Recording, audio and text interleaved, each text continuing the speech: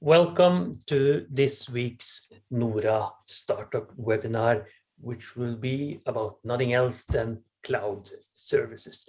We will learn about cloud service providers because we have invited Xiaopeng Li from Microsoft, Kristian Fjellhaug and Jarle Bjørgengen from Safespring, and Frode Langmoen from IBM.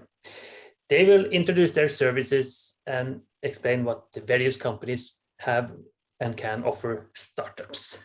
We will then be introduced to different cloud service providers and their service catalogs. We will hear a brief description of what they can provide in storage, computing, and other tool services that can offer both researchers and startups in artificial intelligence, machine learning, and robotics. And first off the talk is Xiaopeng Li, who is working as in cloud and AI business lead in Microsoft Norway.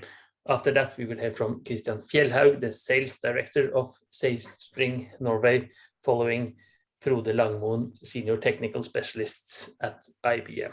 And after these introductions are finished, we will then, as always, have a debate among the participants. This is part of NORA Startup, and NORA is a national innovation network that focuses on research-based innovation and works to facilitate a tighter dialogue among academia, which includes myself, students, and startups in Norway. My name is Morten Gudvin. I'm a professor in computer science and artificial intelligence at the University of Agder, and I have the honor of leading the webinar today. So keep in mind, the audience, this is really for you. There are questions that you should ask when you speak. So whenever you have a question, either ask them in the question or answering system or in the chat below. So without further ado, we will ask our first speaker, Xiaopeng Li, to prepare. And as I said, he is in the cloud and AI business lead at Microsoft Norway. And he leads the go-to-market strategy and execution of Microsoft Azure. He's a devoted community builder and has co-founded Oslo AI, a non-profit dedicated to building the AI community in Oslo.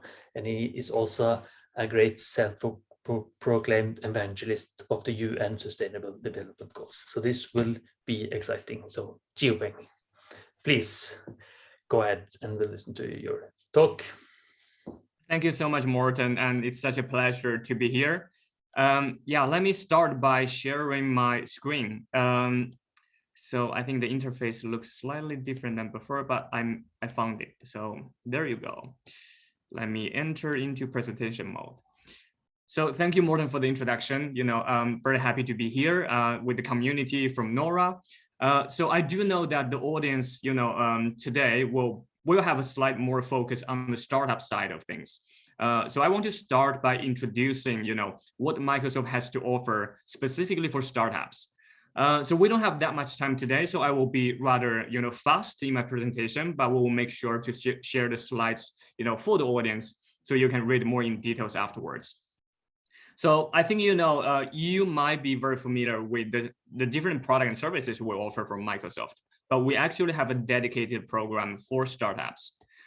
So when it comes to that, we do support your product development, your business scaling, from different aspects. First of all, obviously, we have a fantastic product portfolio, all the way from Azure to GitHub to our productivity suite that we can offer to you to support your, business operations and product development and, research and innovation for sure. And then we also offer, personal connections, community support, technical advisory, commercial mentorships to make sure you have the right access to knowledge and also experts when it comes to building your products, but also scaling your business. So let's make it very concrete. When it's come to the support on the product development side, we can provide you free access to Azure. That's our cloud and AI platform. Up to $120,000. So that's quite a big amount. for startups to actually build their products on. And then obviously, we know a lot of you are developers or tech entrepreneurs, so you can also have access to our Visual Studio, GitHub, etc. And then obviously, some of you will be using, different business operation systems like, CRM or ERP or, productivity and collaboration tools. Those will also be provided as access to you as part of this program. And as I mentioned briefly before, we also have a global pool of experts which can act as your technical advisors. It doesn't matter if you're building products, in the AI space or, in any particular industry, we can connect you with the right experts, both from a technical but also from a commercial point of view. We also have mentorship program where we have, former entrepreneurs or experts when it comes to B2B, sales, marketing, etc. People like myself, really, and even more senior profiles to give you access and give you, guidance on how to, for example, build a go-to-market strategy, how to do sales and marketing towards, large enterprises, etc. And then obviously we will provide you with different events and workshops where you can interact with other startups around the world, but also learn from each other and learn from the, the experts from Microsoft and our partner ecosystem. Last but not least, obviously, if you use Azure, we will provide you with our standard support, and that's 24/7, available to you globally. So that's a very quick introduction to our startup program. But then, of course, today the focus is really on the cloud services. So allow me to give you also a quick introduction on the Microsoft Cloud.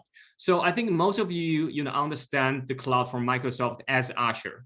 But then, our cloud offering is beyond that. So everything you see on this picture is considered Microsoft Cloud. Obviously, Microsoft Azure is really the foundation layer here. And then, of course, supported by our, portfolio across identity, security, compliance, etc., which is essential because we believe, Microsoft really runs on trust. And those solutions ensure that our services will be trusted by customers of all sizes.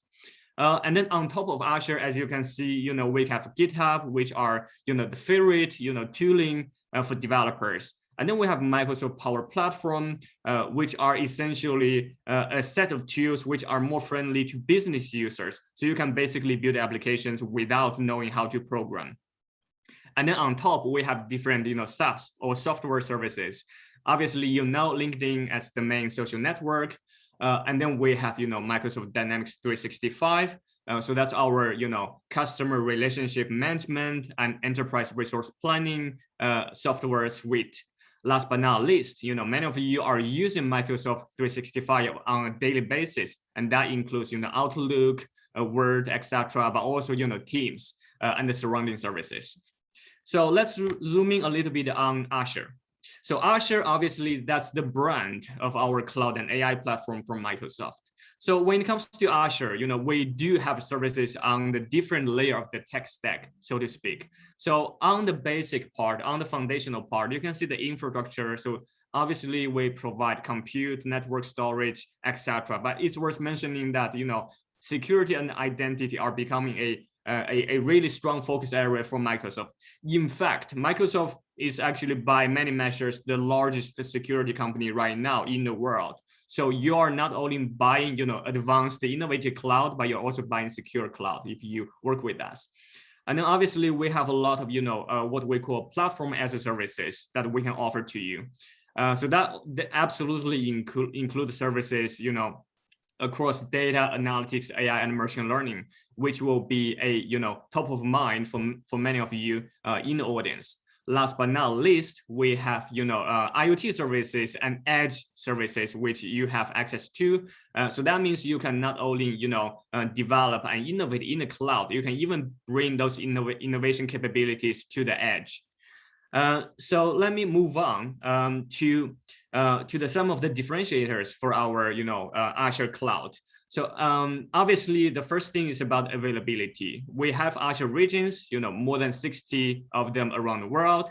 It's actually more than the combination of our main competitors. And obviously Microsoft offers one of the most secure clouds in the world. As I mentioned, we are actually one of the largest security providers in the world right now. And security is not only offered as products, but also deeply embedded in all the other products and services we offer to our customers and partners. Last but not least, compliance is really a top of mind for ourselves, but for many of our customers and partners. So we do have a strong portfolio of compliance offerings, as you can see. So we're complying to not only global standards, but some of the regional standards, for example, GDPR, etc. So I just want to quickly mention that more than 95% of the Fortune 500 companies are using Microsoft Azure. Why am I talking about this in a startup setting? Because many of you will be selling to those large enterprises when you scale your startup products. So if you know that your enterprise customer are on Azure, then it's definitely an advantage for you to build and scale on Azure, because obviously for easier integration and onboarding for your customer in the future. So very briefly on our portfolio when it comes to data analytics, as I mentioned, very broad portfolio. So as you can see here, starting with the databases. So, we can obviously support you to move your, legacy system to the cloud. And that includes different databases, be it SQL or open source databases like MySQL, Postgres, MariaDB, etc. Actually, in fact, Microsoft has invested, massively into the open source space. You probably have heard many news. So we're now, really incorporating the open source innovation into our strong product portfolio.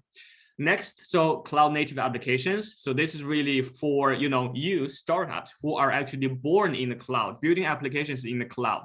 So here you can tap into our managed databases, but also, things like container services, Azure Kubernetes services or Azure Red Hat OpenShift. So that's our, open source offering in collaboration with Red Hat as well.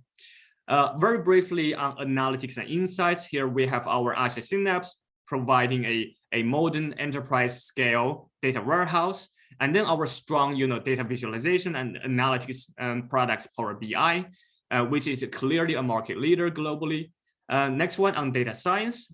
So we provide a not only innovative, but also responsive approach when it comes to data science. So we offer our products like Azure Machine Learning and Azure Databricks for you to really, build AI and machine learning products on the cloud. Last but not least, I want to mention data governance. So, data is valuable, but need to be handled with care. So as you grow as a startup or when you mature into an enterprise, you need to make sure you have a clear overview on, what data you have, where are they stored, and how you are using data across the organization. So that's when data governance come into play. And we have products such as Azure Purview that would enable you to achieve that. To zoom in on AI, so I just want to mention three things, particularly, when it comes to developers and data science audience. So as you can see on the bottom part of this slide, so we do have Azure Machine Learning targeting data scientists. So if you are a data scientist, and if you want to build and train models of your own, you are so welcome to use Azure Machine Learning. And if you actually want to tap into, pre-trained models, cognitive services, sometimes we refer to as, you will be able to access vision, speech, language, decision. Those are pre-trained models, but customizable for you, so you don't have to start from scratch. And if you are a developer, which are not necessarily familiar with data science or building models, you can also tap into what we call scenario-based services, or sometimes we refer them as applied AI services. So those are basically pre-built services you can call as simple as using an API. So you can basically develop AI-powered solutions without knowing data science or without building the model yourself. So I think those are fantastic tools for you to check out. So it doesn't matter if you are a developer or data scientist, you can tap into the power. And obviously, as you can see on the top, all the business users using our software products, and we also have AI capabilities embedded into those products and services that is available to you. Last thing I want to mention is that to provide you not only with product and services, but also to help you to scale up in the cloud. to learn how to use cloud, securely, compliantly, but also innovatively. We have a massive, portfolio of learning resources free of charge to you. So, on the left, we have Microsoft Learn platform, which you can, learn at your own pace. And on the right, we have different, events, workshops free of charge to you. So you can, really follow experts and go deeper into specific specialization. I'm gonna stop here and hand over to my friends from Safespring. Thank you.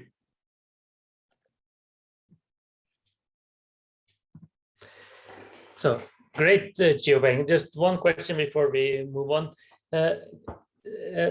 So when the way we develop software in academia, or all algorithms in academia, and the way we develop algorithms in business as a startup is very different.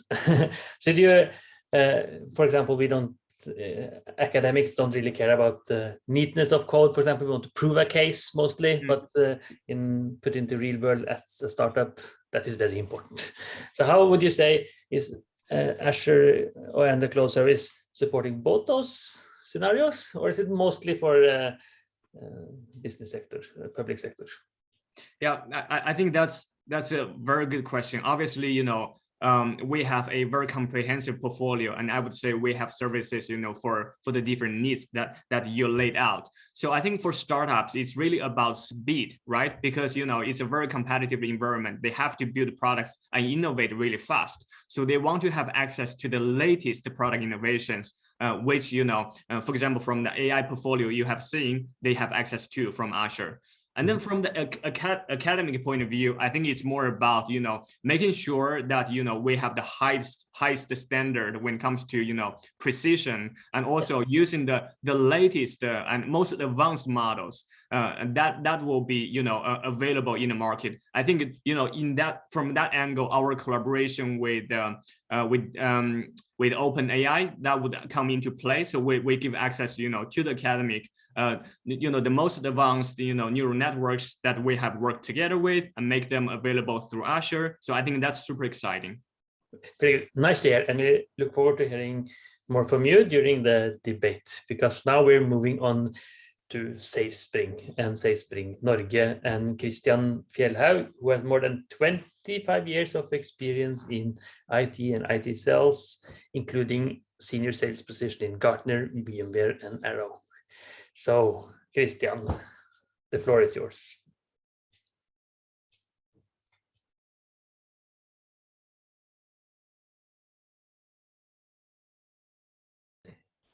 You are muted, Kristian.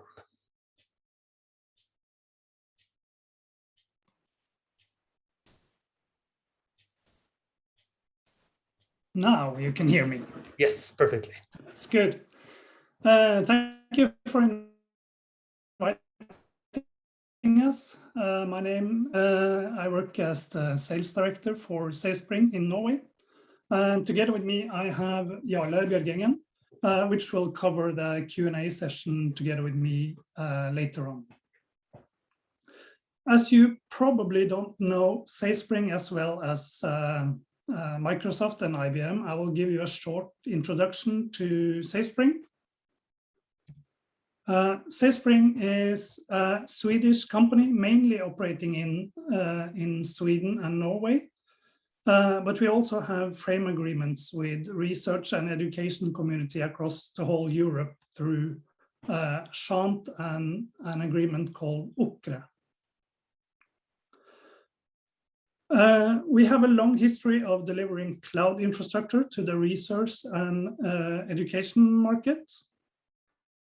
And also a great part of our staff is coming from the university sector.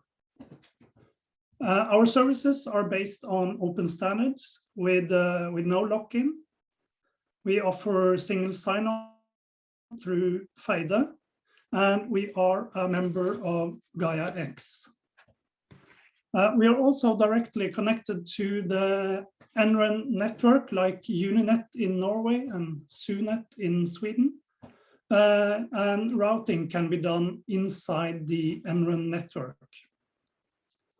Our product roadmap is frequently discussed with the Nordic entrants, as this is our most important market today. I would like to touch a little bit on some of our references and partners so that you can see a little bit more on what Safespring is all about.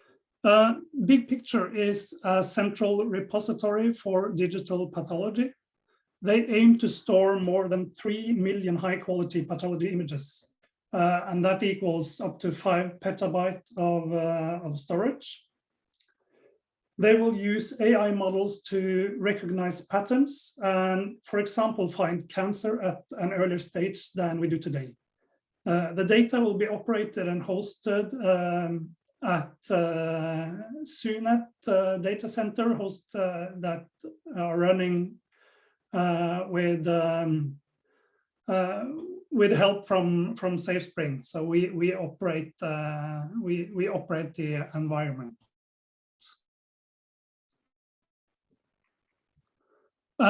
Another partner of us are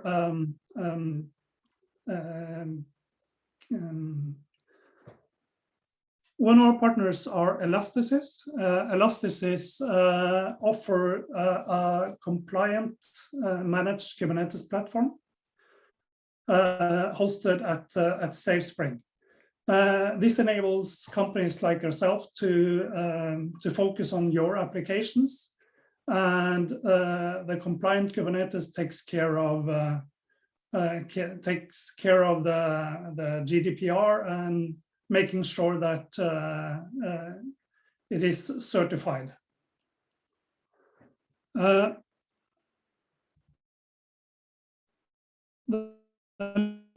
last to touch on is a company called Scale-Out Systems. Scale-Out Systems have a product called Stacken, and Stacken is a machine learning service. Stacken is a DevOps way of building, training, and deploying machine learning models into production. Jarle will, if you want, probably give a little bit more detail on the different partners in the Q&A sessions later.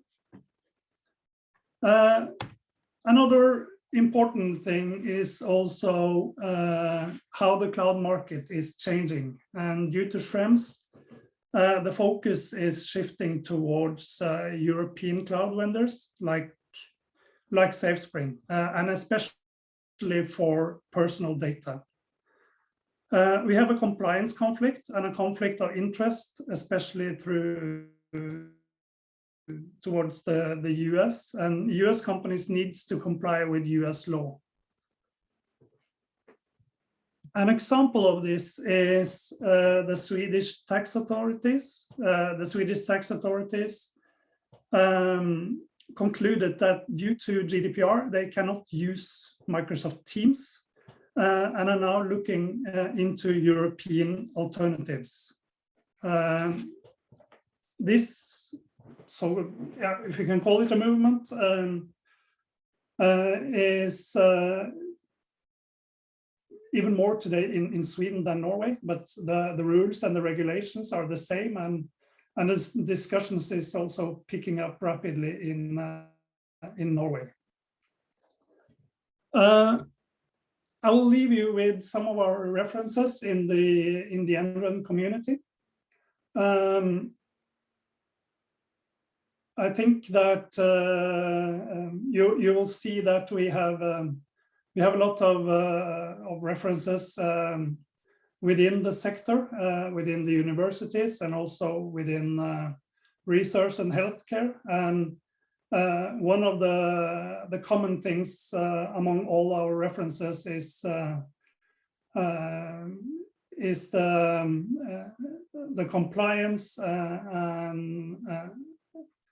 and the personal data they need to secure. So yeah, that's it for now. And back to you, Morten.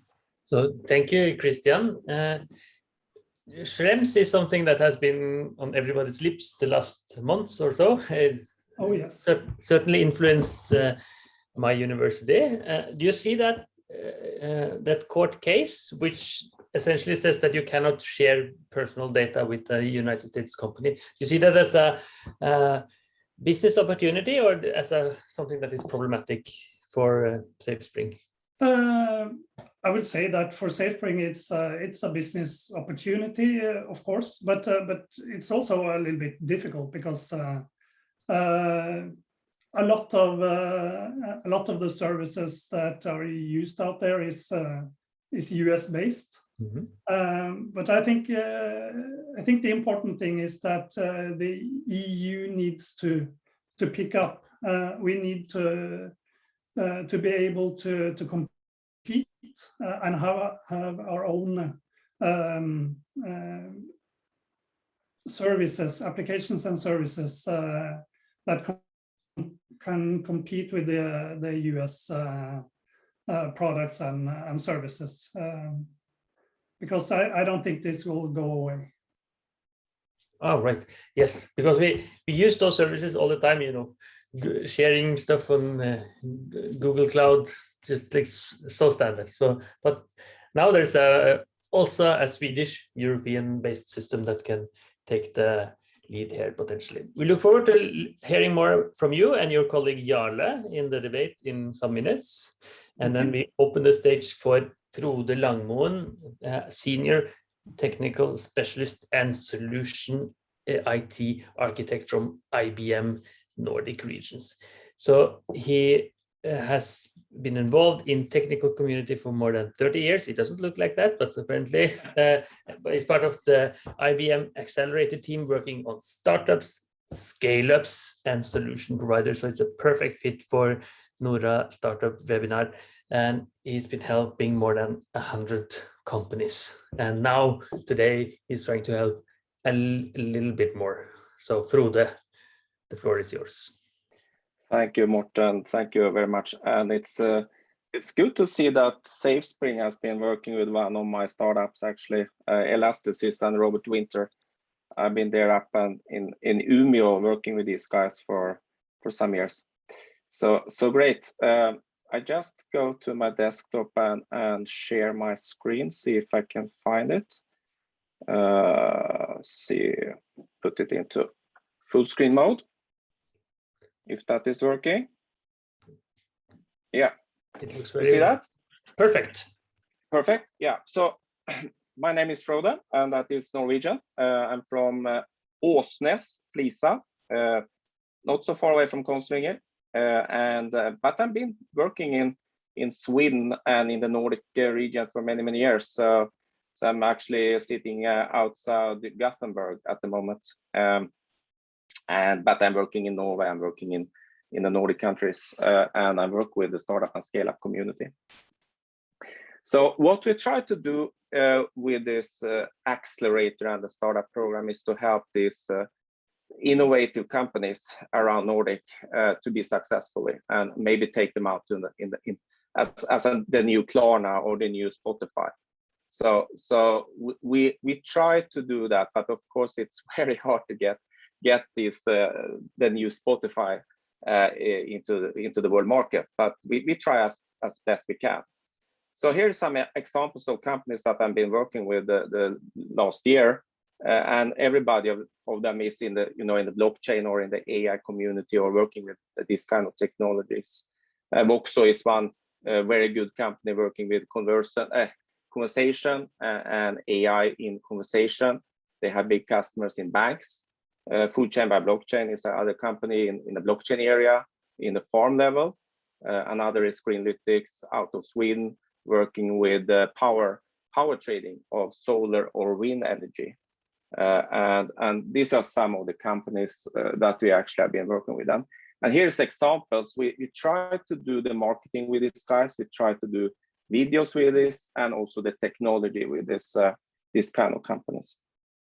And we engage in Accelerator personally. So I'm personally engaged in these companies. So we have kind of two flavors. We have a programmatic, the startup program, but we have also the accelerator. where we as an individual is working closely with these companies, both from a technical point of view, but also in the go-to-market and the marketing. So we try to use our network with partners and also the IBMers and other that is in the network to create successfully startup and scale-ups. And we are not just a tech company here. We are also the holding the hands of these startup and scale-ups. So when we are looking into the companies for the accelerator, we are looking into startup that is very innovative and also have a market and also have a match with IBM that we can give them value and they can give us a value. We are working more in the business to business area, so not too much the business to consumer. We have some startups there, but it's most in the business to business area. And of course, we are in all spaces from banking, insurance, manufacturing, telco, media and entertainment, and so on. So we are in all the spaces there, and we are helping these guys in that space. We have a plan. So when I'm talking to a new startup or scale up, I want to see what are they doing. I want to review them, and I want to set a plan with just them, not a programmatic plan. And we try to onboard them.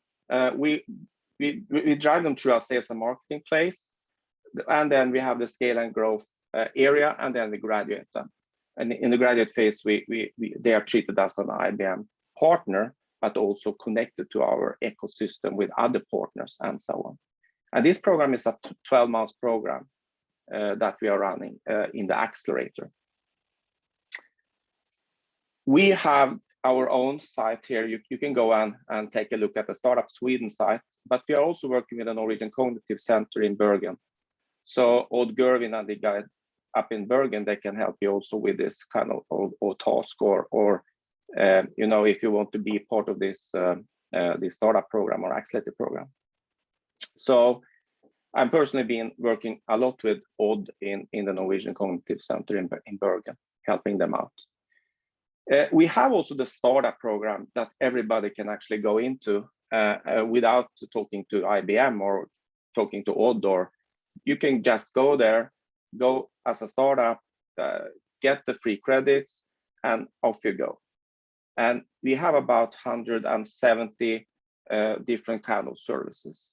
And as Microsoft, you get $120,000 for free in credits for using when you are doing development.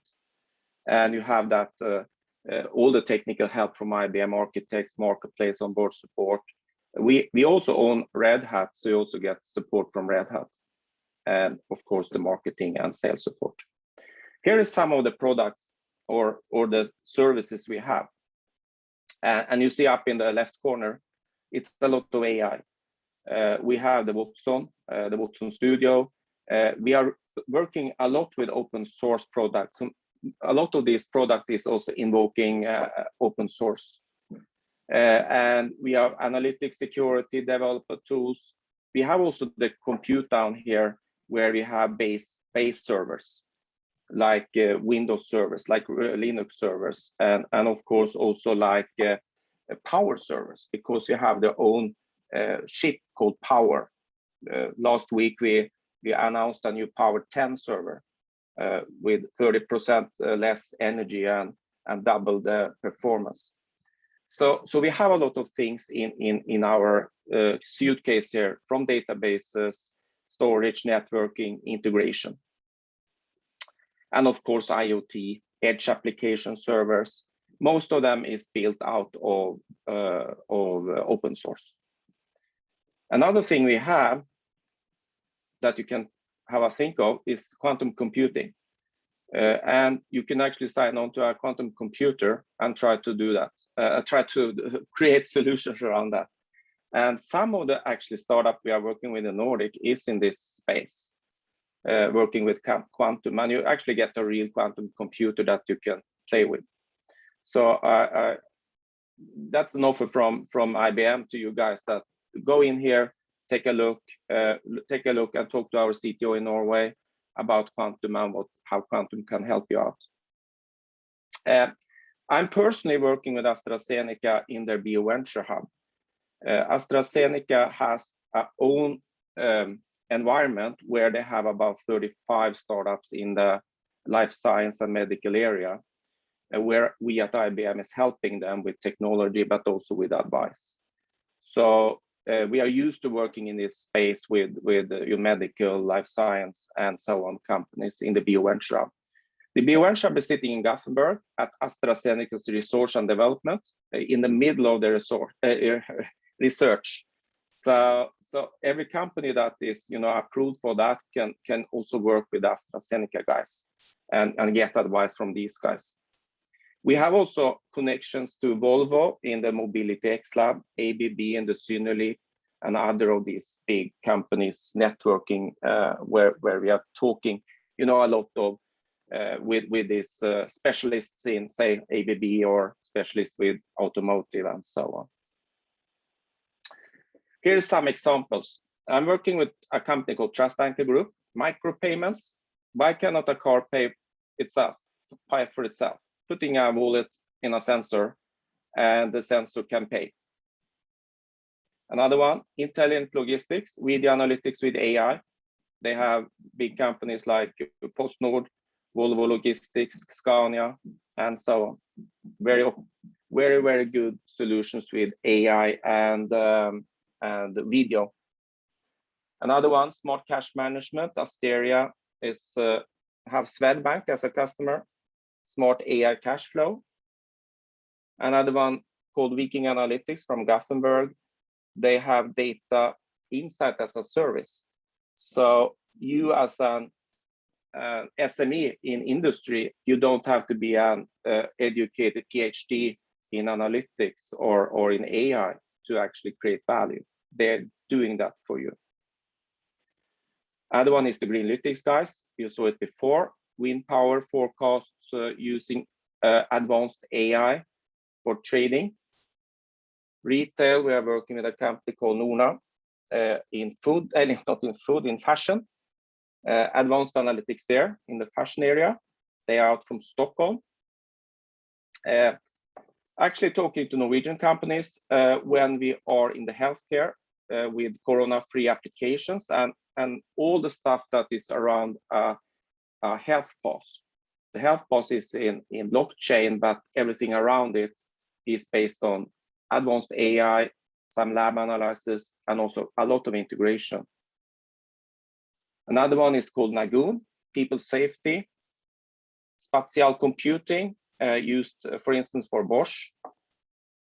A good company out of Luleå called Thingway, Industry 4.0. They have a mesh network down in a mine, working with mining companies around the world. Very, very cool technology that they can use and that they use. This is a cool project I had in January, February. We actually put traceability on a beer. So a beer out of a small local brewing company. We put blockchain on that process, and and then we put it out to Systembolaget. So I actually have a beer here that I maybe take later this evening. And that was the spårbar öl, and the beer was called Helt spårat, and we did everything in that kind of process. So next step is actually to put in some AI capabilities in this chain, and it is based on IBM Food Trust. And Food Trust, we are actually using Food Trust and a lot of things in Norway when they're talking about salmon and salmon farming, where we use blockchain, IBM Food Trust, AI, and some of these companies around this kind of ecosystem is actually startup. I'm working with some startups in Norway now in this ecosystem that is very, very promising. You are going to hear about it in maybe 6 months or something like that. Yeah. Any questions? That sounds very interesting, Frode. and I know that you're a good marketer when you can sell beer on a Friday evening, getting close. That's perfect. My question to start off is on quantum computer. You're one of the few that kind of delivers that as a service. Yeah. I learned now. So how is it to program such a computer? Do I use a standard programming language like Python? No, you have to go kind of we have online educations, so you can actually go there. You don't have to, start with creating the account, but you can go with the education, and everything is online. Starting with this, we have student ambassadors in quantum. We have Luke, the CTO of IBM Norway. He is very good. He can take you to that space in a good way, and so on. We have a lot of resources that can help you guys, and we actually have research and also in Chalmers in Sweden, they are actually building a quantum computer, but they're also using IBM at the same time. So they have a 2-qubit computer, but they can also run on our 40 qubits machine. So that sounds exciting. So maybe we'll sign up to that, or maybe at least some of the audience will there. So I would like to welcome the rest of the panelists on board so we can have our discussion.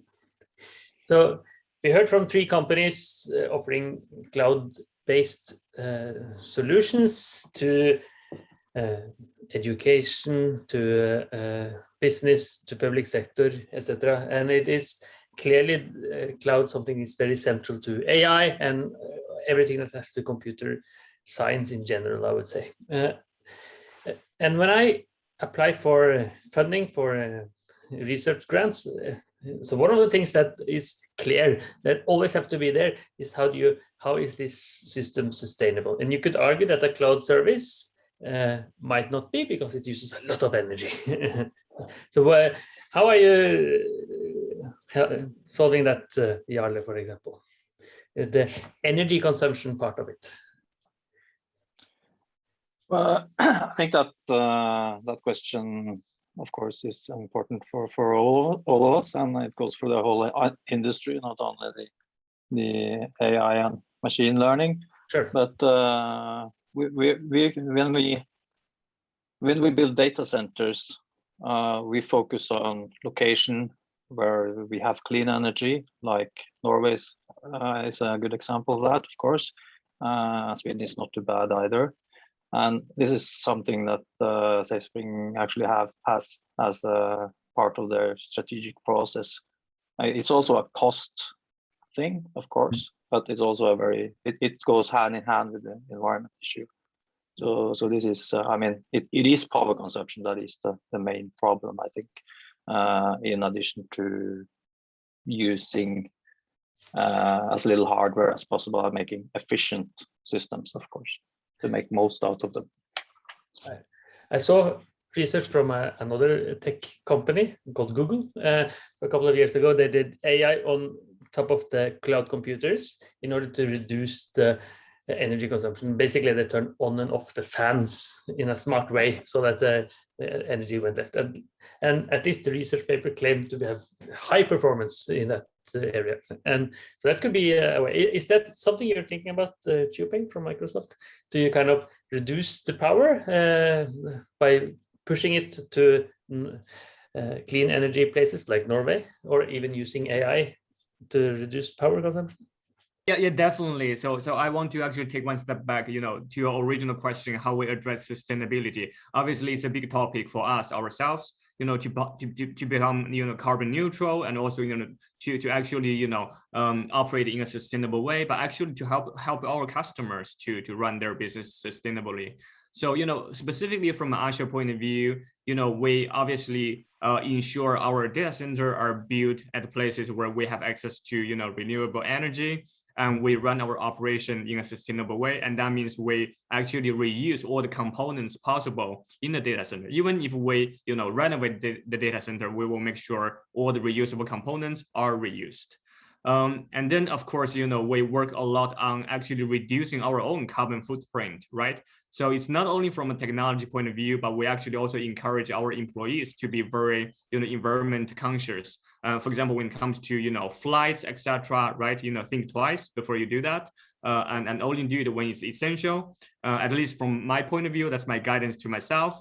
And then, when it comes to enabling customers and partners, we actually recently launched something we call Microsoft Cloud for Sustainability. So that's basically a cloud suite for customers and partners to actually, track their carbon footprint and also start to account, their environmental impact, and then use certain tools and then frameworks from Microsoft to reduce their carbon footprint. I think that's really cool.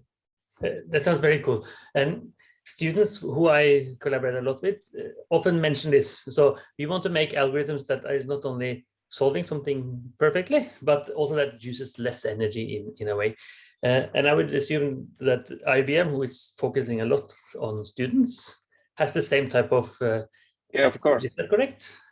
Yes, it's of course it's correct. And I am actually mentioned that we actually announced a Power 10 server. You know the Power architecture. The Power architecture is actually a little secret. So if you go into and look into the internet to see what Google is running on their cloud, they actually have maybe Power servers there. IBM is using a lot of Power, and that is so much more efficient, both from a power but also from power and power. Yeah. So and we actually have the Open Power Foundation, so you actually can create your own Power server based on that. So take a look at that and see how you can actually use that kind of technology by yourself. And we use that a lot in our data centers, of course. Another thing we have is that you actually can take the cloud and put it local. We call it cloud packs. So you can take a cloud pack and put it on a local data center in Norway or in Sweden or wherever. So everything you actually saw, more or less everything you saw in my 170 services, you can run locally in a cloud pack. Or you can run it actually on Azure. So you can run IBM services and AI, IBM AI on Azure, or on AWS, or on Google. We don't actually, we care, but of course we are not forcing you to a technology or to a service provider. So one of the things that your IBM is famous for is, in addition to all the things you mentioned now, is those a research push, I would say, like Watson playing Jeopardy, that type of thing. So how much of that research is back in the cloud service? If I use an IBM service as cloud, how much of the big tech push that you're so famous for is available to me? You have it in the Watson stuff in the machine learning and AI. The latest one is the debater. We have that in the chatbot. So you can have a debate for or against, and that kind of technology we actually put in the chats, in the chatbots. So that is one thing. Another thing is very groundbreaking technology. We are working with battery technology that is based on salt water, not on other things that you can get from a mine. So we have examples of startups that want to work with us to build batteries on salt water. Yes, there's enough salt water around, I would argue. Yeah, I think so. It's more salt water than cobalt and other things around. Yeah, absolutely. And Safespring, how do you see this?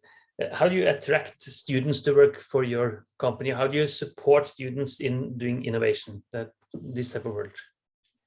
Well, we have the advantage that we are tightly connected, as Kristian said, to both the national research and education networks, but also the institutions that are there. And in Norway, we have already integrated with FIDE, an identity provider, so that we also, I mean, most of our customers are actually coming from these institutions, and SUNET is a very good example of that. They're now building or have built Nextcloud environment because they moved away from, or they are moving away from Box due to the problems with Schrems. And as Kristian said, there's much more focus on this problem in Sweden, and that's really, yeah, this is good for us. We have more business in Sweden than in Norway, but we will also believe that this will happen in Norway, that people wake up and see the problems. Yeah, your background looks more Norwegian than Swedish, I would say. I'm not sure if it is actually. Okay, but so student startups and startups in general are often, it's of course trying to acquire money either from private or from public, like Innovation Norway, Research Council of Norway. Are you partnering with some of them? If you start with Safespring again, and then we move on to the others. Yeah, we don't. We have what we think, to answer the first question in your pre-made questions, is that I think it touches upon that as a startup, what you would look for in a cloud service provider. I think if I were a startup, even if it's a machine learning or if it's a other kind of startup, I think simplicity and flexibility is a really, and compliance, of course, that goes for everything that treats personal and sensitive data. Those three aspects is really, really important. And simplicity is, of course, that it's simple to comprehend services and use them. And it's that you have a lot of self-service that you can do that. And we have that on all levels, basically. We have it on the infrastructure level with the OpenStack API and the Ceph API, S3 for storage. If you want another level up, we have it on compliant Kubernetes through Elastic's partnership. Standard Kubernetes API that you can deploy applications on, and even with StackN on top of Kubernetes, which is basically providing you with machine learning as a service with Jupyter Hub, Python scripting included, where you can model and train your model, build your model, and deploy it as a REST service and consume it. I think that's really attractive, and Scale-out Studio, which is their main product, is offering that as a, so you can have it. You have that flexibility, you have the simplicity. The most simple way for a machine learning startup is with the Scale-out systems, where you can go straight into Scale-out Studio and start doing machine learning. And we also have the compliance part in place, so to say, just by not being American. Yeah, that's true, and a lot of opportunities there. What about you, Xiaopeng? So how do you encourage students to collaborate with you? Is it through funding schemes? Additionally, do you offer support to master students, for example, that want to do a Microsoft type of project? How do you do it? Yeah, so absolutely. So, first of all, we have a very strong education team here in Norway, and they're engaging with, educational institute, all the way from, schools, but also to higher education research institute, to provide them with the right technology to enable, not only from a remote learning point of view, but also from research and innovation point of view. And then, as I mentioned, we have the Microsoft for Startup program, which are definitely available for, young entrepreneurs, even if they're still students, so they have access to the tools and funding. And we also have something called AI for Good. So that's a program where we provide research funding to actually, researchers. So this is more relevant for maybe, students who are at a more later stage of their study, like master students or PhD. So there we specifically have something called AI for Earth, for example. So that's for, students who want to, do innovation projects within this space, looking into how can we, leverage AI to solve sustainability related topics. So I think last but not least, we also have actually a venture capital firm arm within Microsoft. It's called M12. So M12, so Microsoft Ventures. So basically, we also do invest into selected startups and scale ups around the world. So we do, really interact with the students at multiple fronts. Good. So that means that both students can apply for funding, and you can even get investments from Microsoft. But what about projects that are in the student curriculum, like a bachelor thesis or a master's thesis? Do you provide the supervision for those, or? So I personally haven't been involved in that, but I do know, for example, last year we had some requests from NTNU, Open AI Lab, actually, when it comes to a research proposal. So I do know some of my colleagues are supporting that. And actually, I recently had a very good conversation with some students from Oslo Met. They started a AI society within the company, within the university called the NeuroMet, which is a wordplay. I love it. So basically, they were wondering, if we can provide some guest lecture, technical workshops, and of course the answer is yes. So we're always very happy, to engage with the younger generation, make sure, they are on top of the latest innovations within the AI space. Yeah, and I know that IBM has also been heavily involved with, among other, Oslo Met. That's true. And I guess you're targeting the education system. Yeah, of course. We have the IBM university programs, also the research stuff from IBM that your researcher can talk to IBM researchers and do joint projects. That's another one. We have also the IBM venture arm that is there. That's the same as Microsoft, of course. And I personally have been working with some of the students for master thesis in Gothenburg, both Chalmers and Göteborgs University. Some years ago, I actually was up in NTNU also and talked to these guys up there in the AI space, Watson space. I haven't been there for some years, so maybe I can get an invitation again. So of course, and we are working with Vinnova in Sweden and Innovation Norway. That we have some of these projects with these guys. Yeah, that sounds great. So we're getting close to an end, and I will end the session with a question for you all. And this is, what do you think NORA startup should be in 5 years' time? So let's assume that you say NORA and NORA startup would be a great collaborator to you for some reason, and it support you. What will be the actual thing that we can do if we start with Frode? So IBM collaborates with NORA in some excellent way. Yeah, of course. We are having these great success stories of the new Spotify that is building this new exceptional good AI solution that is solving the world. Yes, and you can help us a bit away. What about you, Xiaopeng? NORA is looking towards Microsoft, and they're saying, we will help. Collaboration? I think we had a few interactions, in the past month, and which was absolutely fantastic, and we look forward to more collaboration. So for me, NORA, and especially NORA startup, is really the connecting tissue that bridge, the academia, industry, and startups. And obviously, we're coming from the industry point of view, but we are, really eager to connect further with the community facilitated by NORA in the future.